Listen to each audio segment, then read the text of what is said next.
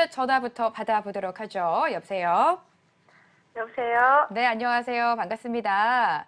네, 안녕하세요. 네, 세금에 대해서 궁금한 점이 많으실 것 같은데 좀 차근차근 들어볼게요. 네. 저희가, 네, 내년 결혼을 할 예정인데요.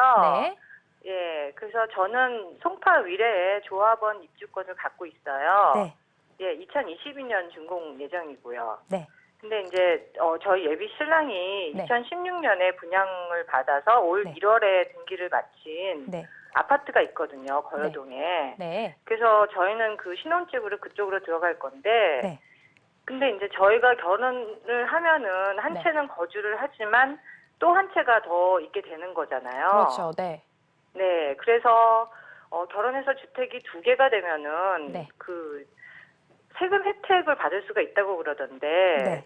뭐 저는 그 경우에 해당을 되는 건지 어떻게 해야 세금을 안 낼 수가 있는지 좀 알고 알겠습니다. 싶고요. 네, 네, 또 하나 네. 혹시 언제까지 처분을 해야 한다든지 그런 게 있는지. 알겠습니다. 그래서 네네. 네, 지금 정리를 해보면 결혼을 앞두고 있는 예비 신혼 부부시고 지금 시청자님께서 송파 위례 조합원 입주권을 갖고 계시고 또 예비 신랑분께서 거여동에 아파트를 보유하고 계신 것 같아요. 네. 거여동 아파트로 이제 입주 예정이신 것 같은데 지금 2주택이라 결혼을 하게 되면 세금에 대해서 좀 고민이 되시는 것 같습니다. 세무사님 좀 정확하게 풀어주시죠. 네, 안녕하세요. 네, 안녕하세요. 제가 얘기를 급하게 들어서 다 기재를 못했는데 하나씩 볼게요. 위례 네네. 조합원 입주권을 가지고 계신 상태이시고 네. 얘는 언제 준공이 된다고 하는가요? 네, 2022년 준공 예정이에요. 2022년이고요. 결혼을 네. 2021년에 하고 이제 네네. 어느 아파트로 들어가신다고 하셨어요? 그거는 좀. 네. 그 남편분이 지금 거여동의 아파트를 아까 등기됐다고 하셨잖아요. 네네. 예, 거기는 네, 거여동이에요. 거여동이요? 이게 아까 네. 등기됐다고 했잖아요. 이번 올해? 네, 올 올해 1월이에요. 1월에. 네. 우선 결혼을 하기 전부터 집을 한 채씩 가지고 계신 분들이 있잖아요. 그렇게 한 네네. 채씩 갖고 계신 분들이 있으시면은 보통은 이제 결혼을 함과 동시에 이주택자가 되면은 세제 혜택을 전혀 주지 않으면은 결혼을 안 하려고 하겠죠. 그래서 네. 집이 한 채 있으신 분들은 대부분 비과세 혜택 요건만 충족을 한다면은 원래 세금을 안 낼 수 있잖아요. 지금 같은 경우는 굉장히 좋은 경우잖아요. 여자분도 집이 있으시고 남자분도 집이 있으시고 이런 경우 같은 경우는 부부가 되면은 개인적으로 하긴 하는데 집 같은 경우에는 부부가 집을 두 채를 소유한 걸로 봐가지고 나중에 이제 중과가 된다거나 그럴 수가 있어요. 그럴 경우에 예외적으로 결혼 때문에 어쩔 수 없이 집이 두 채가 되신 분들 있죠.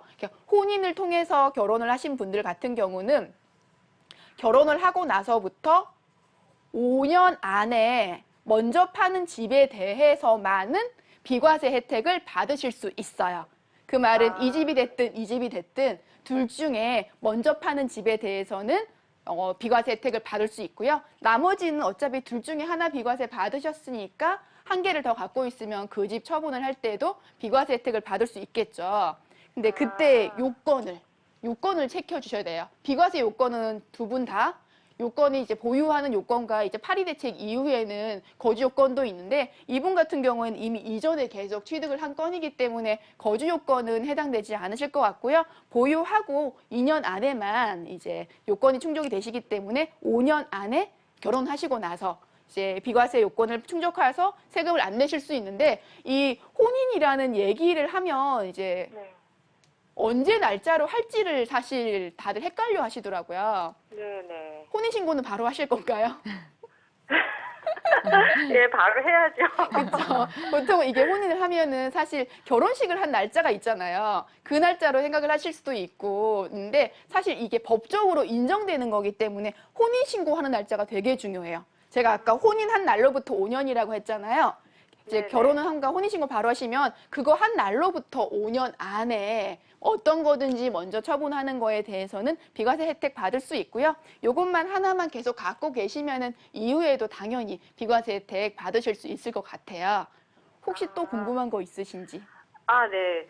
그리고 제가 갖고 있는 입주권에서 이제 조합원 분담금을 내야 되는데, 이거를 예비 신랑하고 같이 내도 되는지, 그럴 경우에 이제 차용증을 작성해서 혹시 예비 신랑한테 돈을 빌리면은 이 증여 문제가 생기는지 안 생기는지 그게 궁금해요. 네, 요즘 증여 얘기가 워낙에 많이 이슈가 네. 되다 보니까 지금 같은 경우는 예비 부부이기도 하고 사실 부부가 돼도 보통은 서로 간에 돈을 빌려주곤 할 때 차용증을 쓰고 금전 소비 대차 계약서도 쓰고 이렇게 해요. 근데 이게 특히나 입주권을 할 때 분담금을 부담을 할 때는 금액이 작지 않으시기 때문에 이런 경우에는 특히나 두 분이서 계약서를 쓰세요. 분담금을 남편분이 이제 빌려주시는 거기 때문에 계약서를 써가지고 언제 날짜에 얼마를 빌리고 이자율은 얼마로 하고 언제 이자를 갚을 건지 빌려준 돈에 대해서는 언제 갚을 건지를 금전소비 대차 계약서를 명확하게 작성을 하시고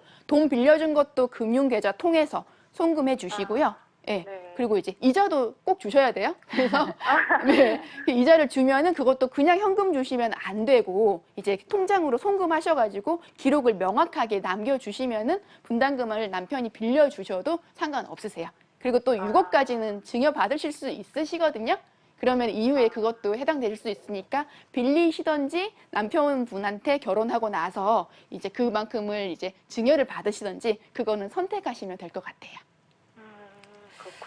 네, 예비 신랑 시분 두 분께서 각각 부동산을 보유하고 있어서 결혼을 하시게 되면 이주택자가 되는 겁니다. 근데 혼인 기준, 그러니까 혼인 신고한 날 기준으로 5년 안에 매도를 한다면 비과세 혜택을 받을 수 있고요. 또 분담금에 대해서는 구체적인 계약서를 쓰시고 빌리시는 거는 전혀 문제가 없다라는 말씀을 해주셨습니다. 이렇게 정리해 보도록 하고요.